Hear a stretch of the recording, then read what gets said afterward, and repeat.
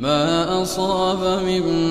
مصيبة إلا بإذن الله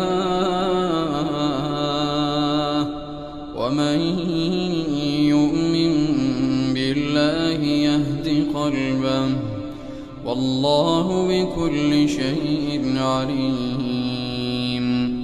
وأطيعوا الله وأطيعوا الرسول فإن توليتم فإنما على رسولنا البلاغ المبين الله لا إله إلا هو وعلى الله فليتوكل المؤمنون